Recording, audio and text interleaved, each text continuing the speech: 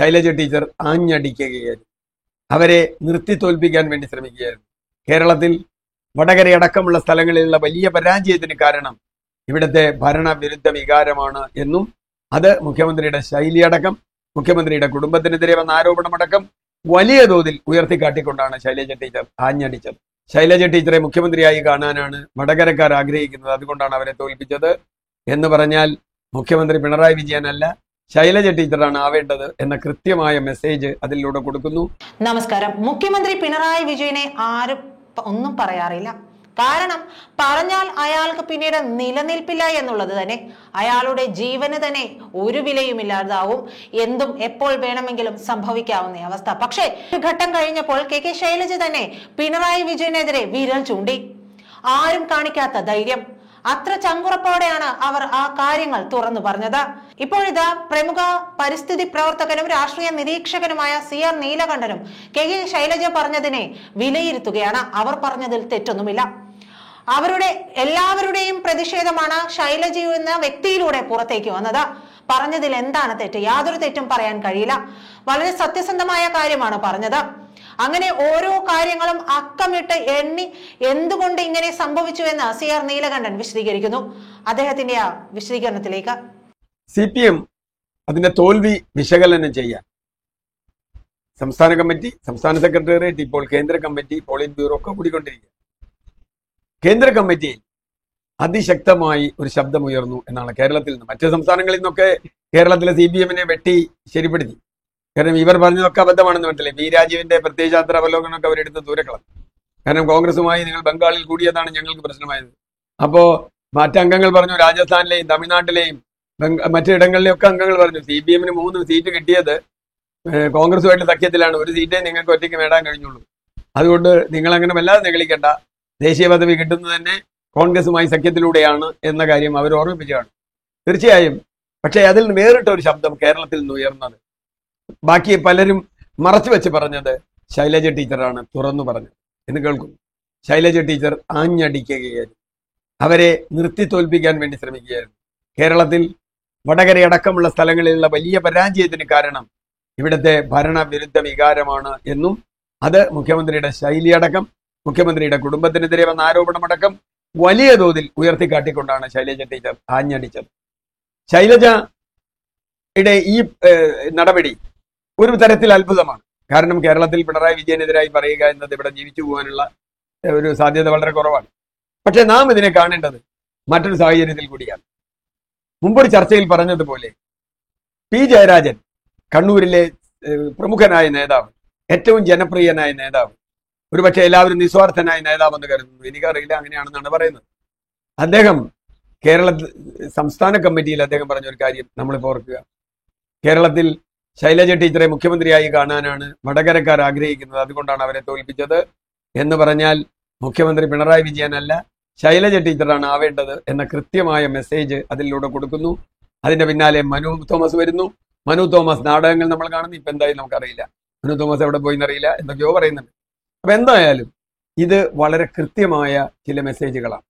കേരളത്തിലെ ഏതാണ്ട് എല്ലാ ജില്ലാ കമ്മിറ്റികളിലും മുഖ്യമന്ത്രിയുടെ ശൈലിക്കെതിരെ, അതുപോലെ നവകേരള സദസ്സിനെതിരെ, അതുപോലെ നിരവധി വിഷയങ്ങൾ, മുഖ്യമന്ത്രി പത്രക്കാരോട് കാണിക്കുന്ന രീതിക്കെതിരെ, മുഖ്യമന്ത്രി ഘടകകക്ഷികളോട് കാണിക്കുന്നത്, മന്ത്രിമാർ ശേഷിയില്ലാത്തവരായി തിരഞ്ഞെടുക്കുന്നത്, ഇതൊക്കെ വലിയ തോതിൽ കേരളത്തിൽ ചോദ്യം ചെയ്യപ്പെട്ടു.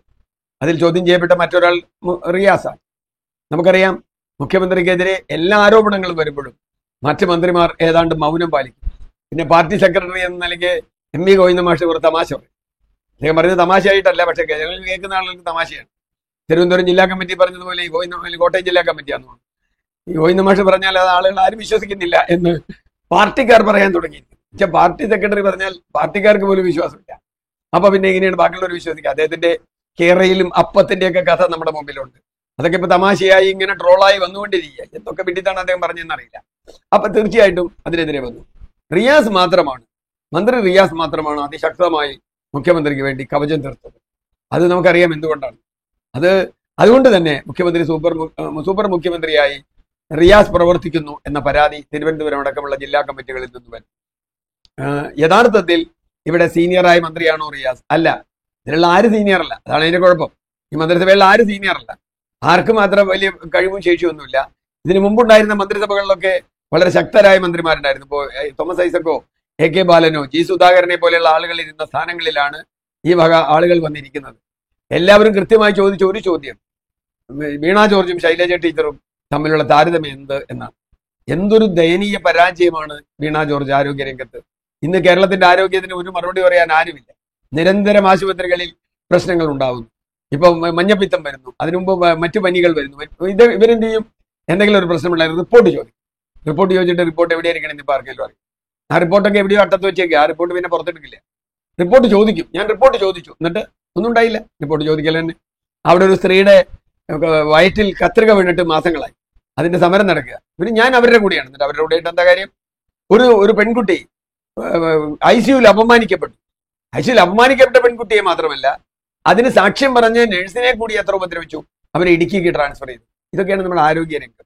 ധനകാര്യ രംഗം പിന്നെ പറയാനില്ല, അദ്ദേഹത്തിന്റെ കയ്യിൽ 10 പൈസ ഇല്ല, പിന്നെ എന്ത് ചെയ്യാനാണ്?